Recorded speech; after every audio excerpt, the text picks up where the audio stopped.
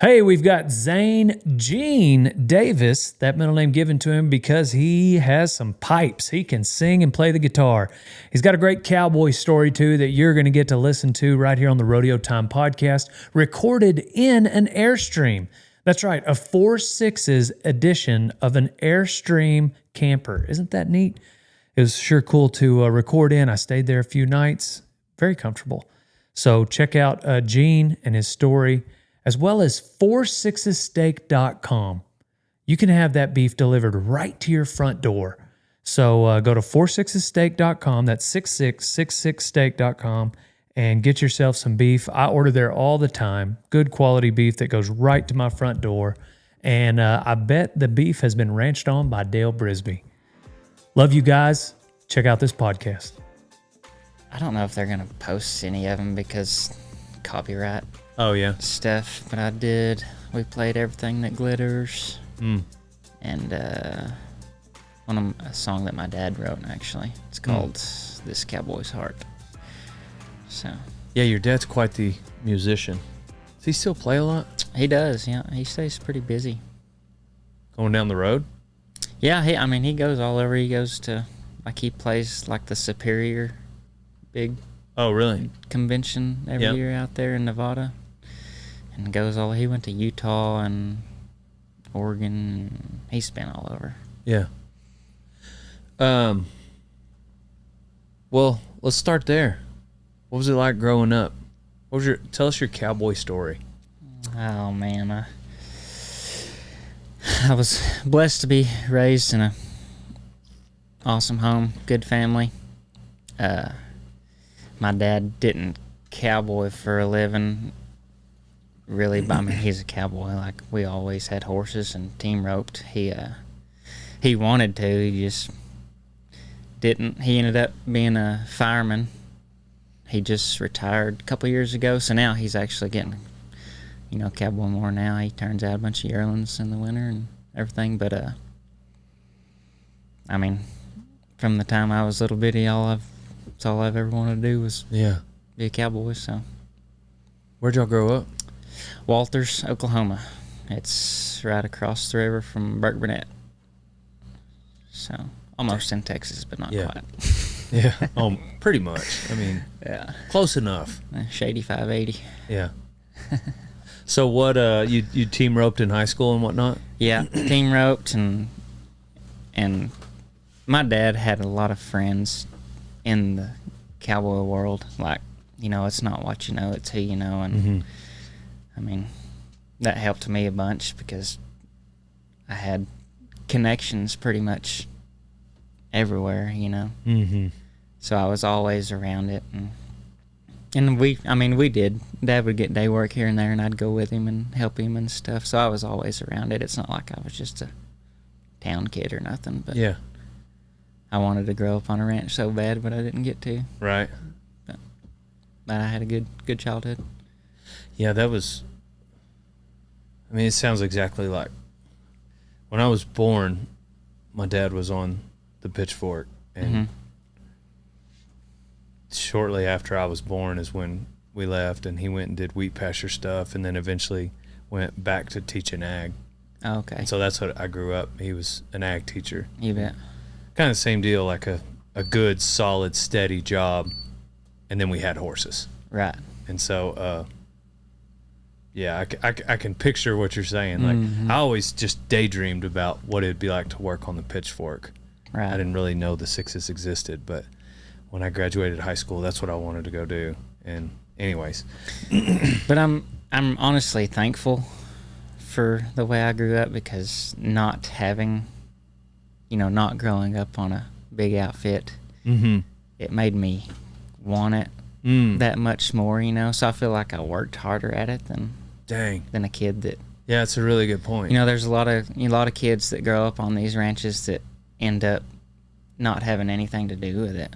There's exceptions, but most of the time... But there's a chance that could have maybe burnt you out or something. Yeah. But you never know. You do... Working around you, it does seem as though you have it seems like you want it. Like you can always. I would have guessed you did grow up on a big outfit. I didn't realize that you had not. But regardless of your upbringing, I guess I've just observed like a certain level of passion for it that you've got. Yes, sir. You feel like that comes from your perspective just because you didn't grow up around a big outfit? Oh, I mean, like, don't where does know. that come from? That motivation? I mean, I feel like I'm pretty passionate about most things that I do. Yeah. I mean, it's almost unhealthy how much I care about being a cowboy because I really, I don't do anything else, and I don't care about doing anything else. So Unhealthy because you got a wife and kid? well, I Kids? just bad about making. I have to remind myself that this is not my God. Oh, that level. Yeah. No, I get it. You know what I mean? For sure. Yeah, I think that's good though. I guess it can be bad. I see what you mean on taking it too far, but I think your horses, speak for themselves, and your ability. The boss seems to really want to be okay with leaning on you. That So might bite him in the butt. I don't. Yeah, one of these days. No. I don't know. I feel like that's what it takes to be, the caliber of anything, cowboy or football player or even musician, I do think that those kind of people we those kind of people got to be careful that don't get too obsessed with something. Right. What about your being a cowboy? Like, it involves a lot. It involves knowing a cow, whether that's behavior or nutrition. It involves horsemanship, making a horse. Also, roping is there's a whole nother level to it. And then, not to mention just how to work around other cowboys. Has there been a time where you focused on any one of those in particular to better yourself in any one area? Oh, I mean, so I grew up roping all the time. So I'm not a great roper, but I feel like I, kind of had that down pretty good. And, You had a foundation. I didn't know anything about riding, making a good horse. I didn't know nothing about leads or anything like that until when I was in high school, my junior year, which has been 2015, the High School Rodeo Association come out, and Todd Crawford helped them get the cow horse event in the high school deal. Yeah.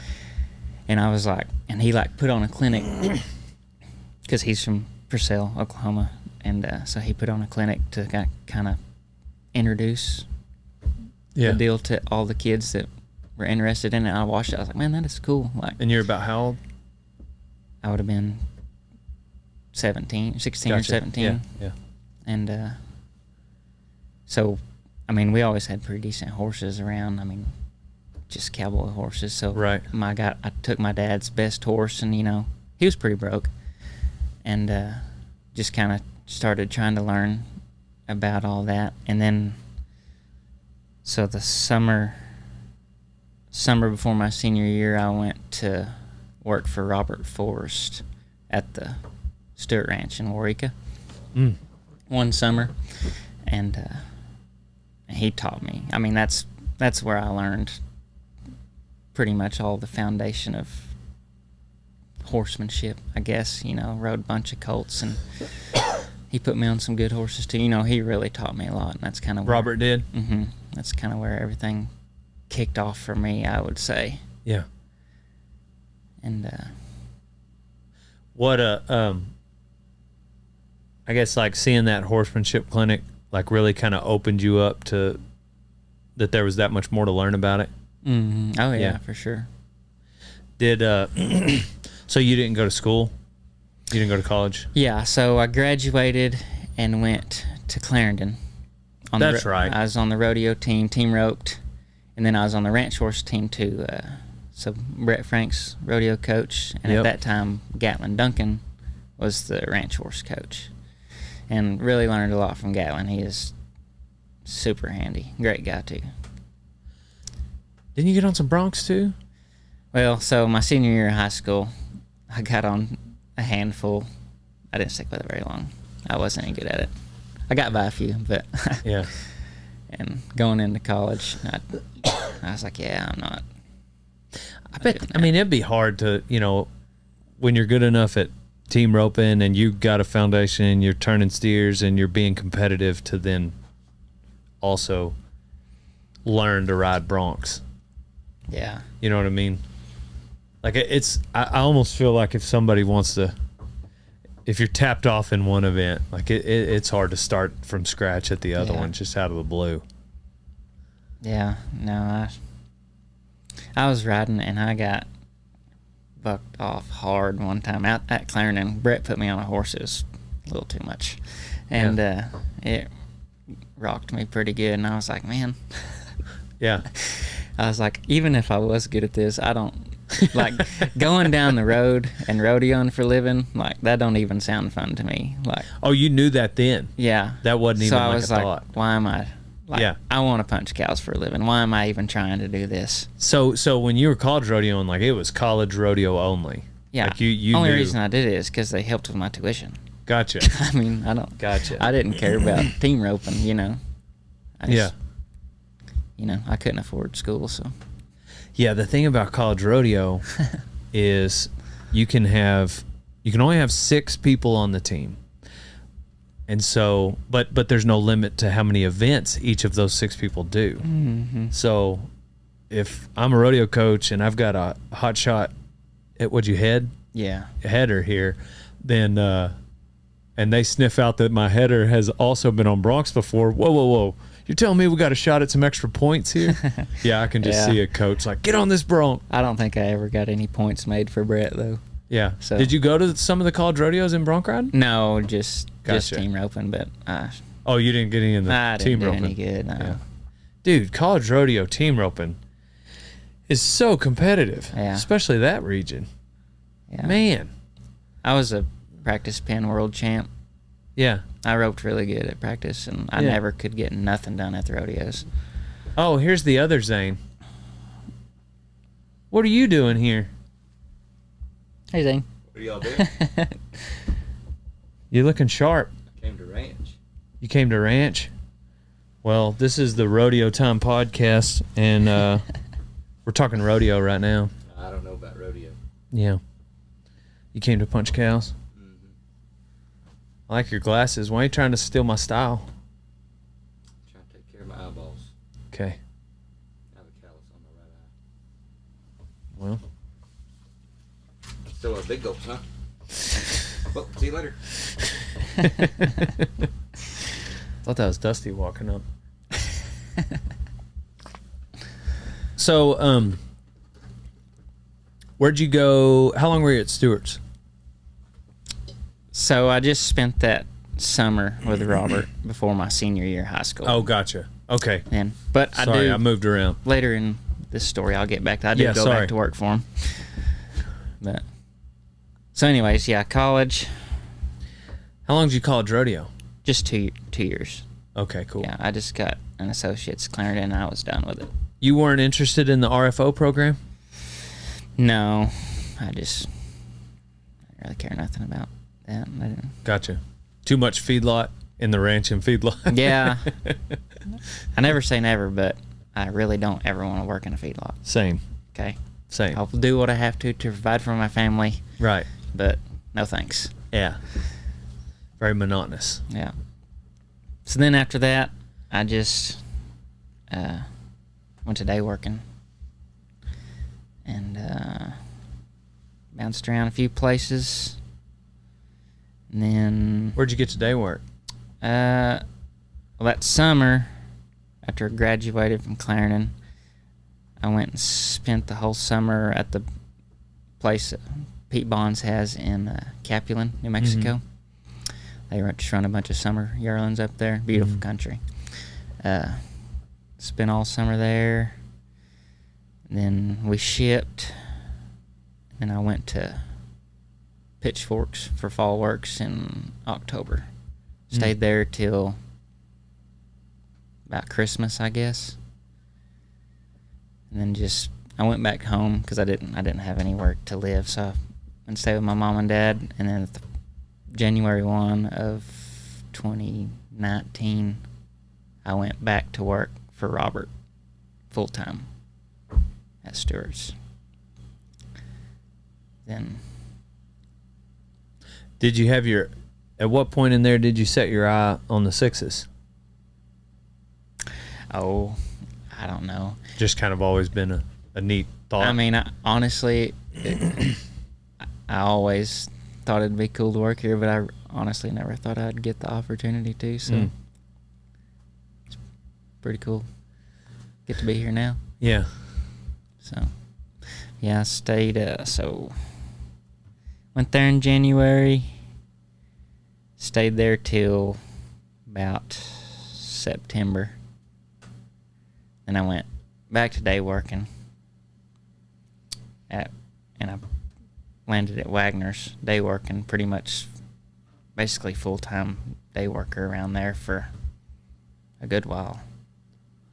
Is that the same time? That's where you met Cole? Yes, yeah. Cole was at T4's, took him carry, and that's when he'd come through and moved back to East Texas or whatever. Yeah, for a short stint. That deal kind of fell through, and then he went to Wagner's, and I was there day working. So we lived together in a bunkhouse for a minute, and that's when we got to know each other. Gotcha. Right before he moved to the Cowden camp. Yeah, that makes a lot of sense that you guys are as tight as you are. You know, whenever I have interns come through, I explain to them that, number one, I don't know very many successful people that walk slow. And of the people that I know that work the hardest, you know, the two that come to mind as far as the pace of their walk are my warehouse manager, Lisa Kimmerling, and then also Cole Hatfield, who has not only a fast walk, but somewhat of a strut. Yeah. Oh, yeah. You know, it's He's got a this little banny rooster. Yeah, it's got this bounce to it.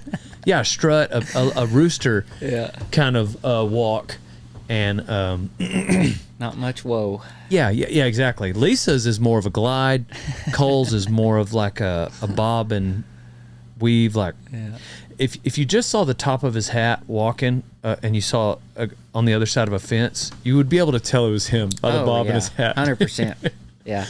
But regardless, that's a long explanation to say that he works his buns off. Oh, yeah. No doubt about it. Outwork Cole. And so it makes sense that y'all two get along so well. I see there's a lot of similarities. How long were y'all crossing in each other's paths there? Well, I don't know. So that would have been in spring of 21 when he come there, and then there was a camp open up at T4's that May, and he kind of talked to me into going out there, so I went out there as first camp job ever. Were you married at the time? No. Gotcha. And I mean, me and Callie were pretty serious. We got engaged out there, but we didn't live together ever. Yeah. I'd have probably stayed there longer if I'd have been married, but I was single and having to go back and forth. Yeah, and she lived in Canyon, and I was in Tucumcari, so it wasn't that far, but I didn't stay there 4 months. Yeah. I kind of felt bad about it, but It's way out there. It was just, I wasn't ready for that, you know? Yeah. I had to get back to. So then I went back to Wagner's. I And Cole was at Cowan's, had just moved to Cowan's, and that was in October. And they sent me down there to live in that orange house that was behind his, you know. Oh, you lived right there. They call it the Pumpkin. And so I lived in there, and that was one of the funnest times of my life, because we got to go down there and we were basically just cleaning that ranch off because there were just a bunch of wild cattle out there. Dang. We roped more bulls. That would be the coolest job to have with him as your It was partner. a lot of fun. Dang. One of the coolest things that I've ever been a part of. We went and found some stuff and we was catching it, and I'd roped one and I'd laid him down and I was just fixing to get off my horse and I could hear Cole coming, and it's really brushy out there, and I heard him coming. He's coming right. He's got one roped and he's falling and he's coming right towards me. So I sit back down on my saddle and I got mine choked on the ground, and he just runs up there, lays a trip, and just rides off. And mine's laying with his back feet this way, and his lands like No this way. with his feet the other way. And we both step off our horses at the same time and tie them both down together. Oh, that's awesome. And then we just loosened our horses and trotted back to the trailer and come got him. It was pretty cool. If only you had a GoPro. I know it. Dang. Yeah, it's pretty neat. He's handy. Yeah, that is cool. And I'm sure I can just picture him tripping one. It might be good you didn't have a GoPro. Man, I would love to catch mavericks with Cole.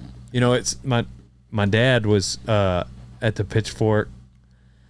I don't know the time frame that they had mavericks, but hearing about it, and it sounded like there were some there in the 80s, and it just sounds like such a fun thing to go through, you know. Oh, yeah.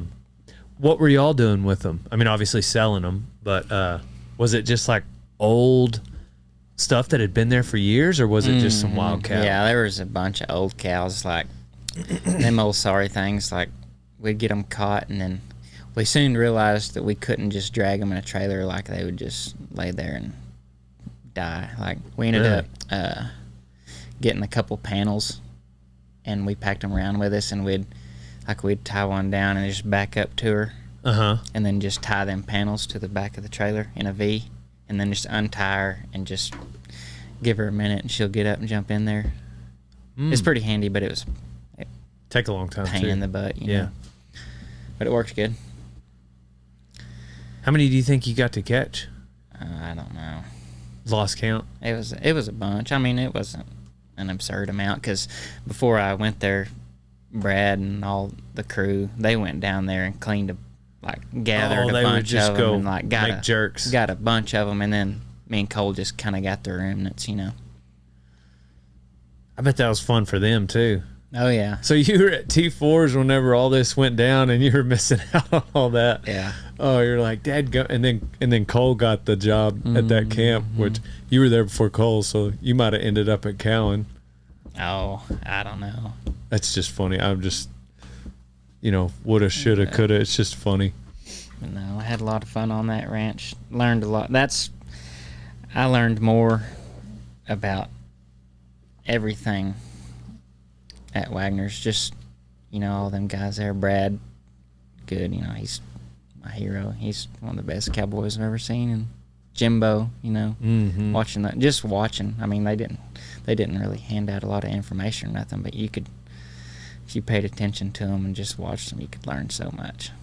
Ever since I started riding bulls and punching fools, I've been wearing an American hat, because I'm an American. I actually wore a different hat before that for the longest, but then my mom got a job.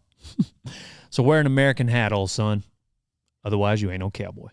RodeoTime.com is the only website that should exist, because it's the greatest apparel line that has ever existed.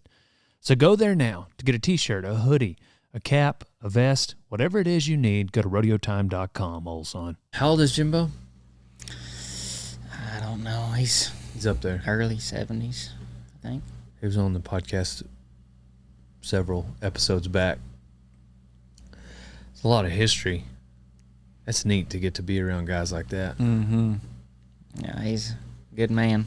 It's neat to get to be on a crew like that where there's cowboys like Jimbo and Brad Good and guys as young as Brad Good and Cole going 9-0. Yeah, man, at that time, that was a fun crew. There was a lot of good cowboys around there. Still are. And so, when did you leave there? How much longer after you went back? So I left Coles, and they moved me to the row up there because me and Callie were engaged, and we got married in April. So it was October 21 when I went to Coles. Stayed there for that till like November. And then they moved me to the row, and I lived up there in a house they had ready for us. And then Callie moved in with me in April, and we got married. So, and then we was on the row for a while, and then a camp come open called Four Corners, and we moved out there.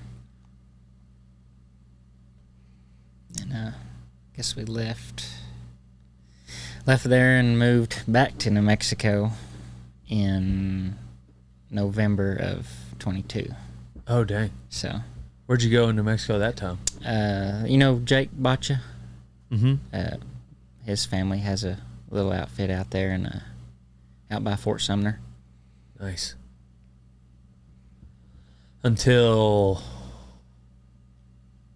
Dusty called? I called him. It was kind of funny. It was a good job, but it was hard to get bow-legged around there. I was tending to a lot of water leaks and stuff like that, and I was over it. And we was there about 9 months, and so Zach, Peter's brother, Zane, has worked for them forever, but he lives on the ranch in Vega. They got several places, and I was over there helping them brand, and Zach had come, and I guess Kai had put in his notice, he was moving down here, and Zach was like, man, you know anybody looking for a job? And I was like, yeah, me. And so he's like, well, I'll tell Dusty and put in a good word for you. And I called Dusty that day, and we talked, and it was, that was probably June, and then in July we went and looked at it and got the job. So. Of 23? Yes, sir. Yeah. Yeah. West Camp Ranching, which is where Cole had been. Which is where Cole had been, yeah. And I'm sure you could smell him still around there. You could just see all He told me about every stay he tied in and, all the fence he fixed, and yeah. Yeah. There's a gap down there. You're going to have to watch it whenever. No, that was the best move we ever made. Yeah. So we was there 2 years, and now we're just moved here, so. Yeah. Upgraded to Guthrie from Zane. No, I'm just kidding. But so when Dusty came here, essentially you came with him. Yes, just sir. about. Yeah. Which is Dixon Creek.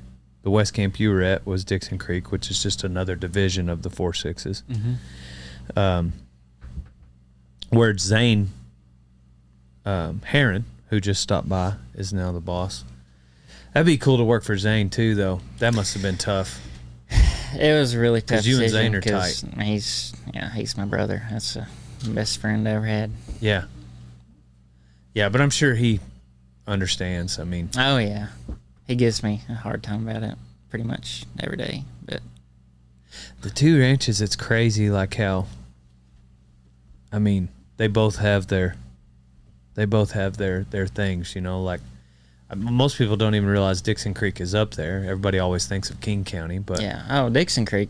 I mean, it's an awesome ranch. so beautiful. It's a good ranch. It's one of the best ranches in the country. But Yeah. What I love about it is most of the pastures, you can always see your next man. Yeah, super easy to. A lot less likely for me to get lost. Yeah. Yeah. But sometimes I just find a way. Are you my next man? Yeah, so you're kind of back. I guess you had day worked at the Pitchfork, though. Mm-hmm. So you're kind of familiar with this kind of country. Yeah, sir. Yeah. Was there ever any temptation to go there? Yeah, I mean, I actually called Clint about a job when I was looking for one at house before this, Yeah. but they didn't have nothing at the They didn't time, have which nothing, just a God thing, you know. For sure. I'm sure it would have been good, but I'm sure thankful to be where I'm at. Yeah. Yeah, so now you're at North Camp at Guthrie. But just for like 2 months. When'd you get moved in? Yeah, it's been right at 2 months since we moved, Yeah. so it's pretty fresh. So what's your mindset like now? I mean, you've wanted this your entire life. And you're doing the best you can to make the best moves possible for you as a cowboy and for your family. How do you approach each day as a cowboy now? How do you look at it? What's your mindset? Oh, I don't know. I mean, it might sound kind of corny, but when I moved down here, it was like kind of surreal, you know. I was like, man, this little old dumb kid from Walters, you know, I mean, like, this is one of my dreams that I've dreamed my whole life, and I'm here. Like, it's pretty cool. Yeah. And then tell me about your day-to-day for people out there that don't know exactly what a camp job entails. I mean, it's ever-changing. It's, you know, I mean, you do the same stuff all the time, but you're not going to do the same exact thing every day, you know, just tending to your camp, fences, and keeping mineral out, feeding in the wintertime, and riding your horses, and prowling your country. Just, I mean, it's pretty simple and easy. I mean, it's fun. Right now we're about to get started, or y'all are about to get started weaning. Yes, sir. Yeah, in the morning. Yeah.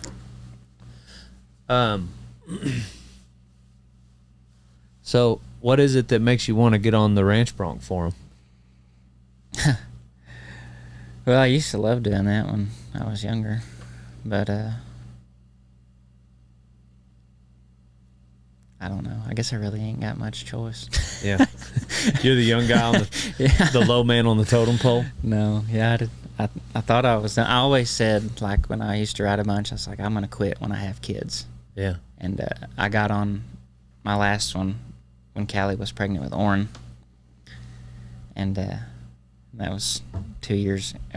Till a few weeks ago, that was 2 years since then. But I feel good about it. Like, I wasn't too bad nervous or nothing. So. Man, I've told people before what I think. I think saddle bronc is a boxing match, and I think ranch bronc is a street fight.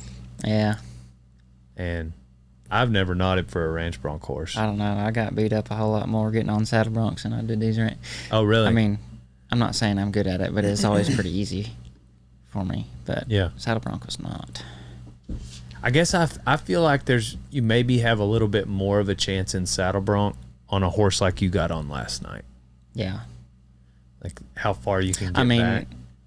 The only thing that could have kept me on there another jump when she jerked me down like that, if I'd have turned loose, you know, it'd have threw me back, but then I'd have landed out there on my head like I did anyways. So. Are y'all got any more shots at making the WRCA finals? No, it's done. Yeah, it's sealed.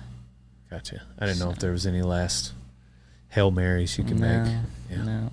I guess we're just a few weeks away from that anyway. Mm-hmm. This interview will actually air later in whenever we release the Airstream. Oh, yeah. That's in December, I think. Yeah. Yeah. So this will be December. Everybody's gonna be like, "Dang, it must not be very cold there in Texas. They got the hatch open on that Airstream." Yeah. It's fixing to get that way, I bet. So what are you doing with your boys now, since they will grow up on a big outfit? No, I mean, I ain't gonna force feed them nothing. Yeah. I'm gonna make them work, but Right. if they don't want to get horseback, that's fine. Yeah. You know, that's how my dad treated me.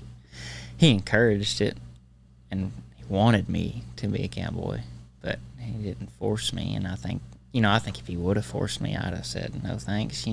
So Yeah. that's what he's told me. He said, don't make them do that. So. Really? Mhm. Like at all? Like he didn't make you do it at like ever? No, not really. I mean, door was always open type deal. If I didn't want to Yeah. go, as my choice. Gotcha. But I always went. Right. One thing I've always thought, with camp jobs was that, the toughest part might be what the wife has to go through. There's a lot of like, Well, I got the jackpot there because my wife grew up. I mean, she grew up more cowboy than I did. Her family has a little ranch up there in McLean. mm-hmm.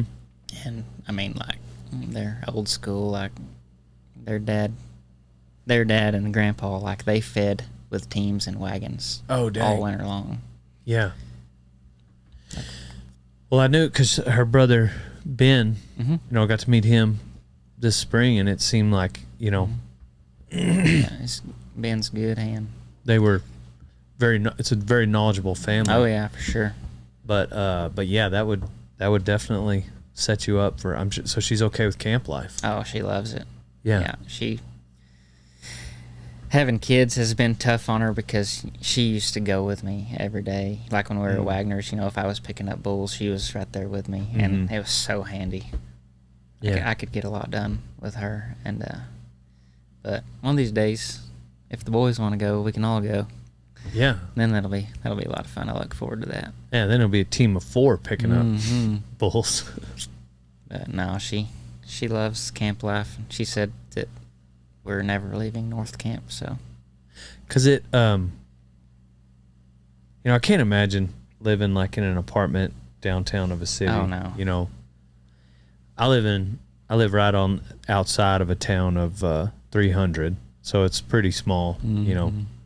Very quiet at night. But then living like at North Camp, I mean that's because you're a pretty good stretch even from like a grocery store. Like how far are you from Paducah? oh, it's 20 miles? Yeah, something like 25? that. I can be in Paducah in 20 minutes, but there's not a grocery store there anymore. So you got to go to Childress. Oh, really? Yeah, they closed down that old grocery store. There's a Family Dollar type deal. Or Yeah. Allsup's, you can get you something if you need it. But I just wonder sometimes I get inundated with just an overwhelming amount of people inquiring about, do I know of any ranch jobs or am I hiring? And I think about like a camp life, like where you're out miles from headquarters, even further from the closest town. And I just think, man, I just don't know if you really know what you're asking for from a lot of these young people. And anyhow, some of them that come to work for me on my light to moderate ranching outfit realized pretty quick they didn't really even know what they were asking for with that job. And anyhow, where you're at is just, that's the ultimate, And I think it does take a special kind of person, which you're obviously that man, but not only special kind of cowboy, but just the entire family unit. And but anyway, I think that it's neat to hear, just because watching you the last few times I've got to work around you, it seems like you've got the itch, you've got the passion behind it, And yeah, I feel like you'll probably be cowboying the rest of your life if I had to make any bets. Well, I hope my body lets me do it. Yeah. As long as boots, that'd be cool. Yeah, that would be neat, huh? 93 years old. Yeah. Dang, you got to work next to Jimbo. Now you're getting to work next to Boots. Mm-hmm. No, like I say, I've been fortunate I've got to work around lots of good cowboys. So Yeah. You just have to put up with Dusty. That's the only problem. Shoot, yeah. What kind of life advice do you have for a young cowboy, young aspiring cowboy? man, just for one, you gotta want it for real. Can't just halfway do it. No. And just keep your mouth shut and pay attention. That's pretty much all you gotta do. What is it that goes through your mind on a Tuesday afternoon at 2:00 when nobody knows what the rest of your day looks like? Your boss is not going to drive out there. Like, you're tired, you don't want to work. How do you have that conversation with yourself because I mean, a camp job, you're so remote. You're miles from anybody. I mean, I'll take a nap sometimes. Don't tell Dusty. No. Oh, I don't know. I mean, it's... Do you have to have a conversation with yourself, or you feel like you're self-starter enough that that's just in you? I feel like I don't... Like, I don't really, like, make a list and do things. Like, Mm-hmm. you know, I just... Like, I treat my job like... I mean, it's my life. Like, North Camp is... I know I don't own it, but that's my home. Mm-hmm. Like, you know, I tend to it like it's mine. So, I mean, I know how everything's doing. If I don't feel like going and doing something, I won't do it because I might go out. I might feel like going and doing something on Sunday afternoon or something. You know, Mm-hmm. you know. I don't really know how to explain that. No, well, tending to it like it's your own is explaining it enough. I mean, that's just it. You're not just checking the box. Right. You know, you're out there treating it like you own it. Yeah. I think that's all up any ranch manager or the owner of any business could ask out of an employee. You know, just treat it like you own it. That works for most people. Some people don't treat their own things all that well, so you gotta let me look at your life, and then I'll give you the advice of treat it like you own it. Yeah. Sometimes I got to tell some of the guys, like, treat it like I own it. don't treat it like you own it. I've seen how you treat your stuff. Yeah. Cool. Well, I appreciate it, man. I appreciate you coming on and enjoying a little bit of AC in my 4.6's Airstream collab trailer. Yes, sir. So I think they're going to let me take this home. Pretty comfy seats. Yeah. I hope they let me take it home because Donnie's really done a number on the bathroom and it's not hooked up to anything. Cool.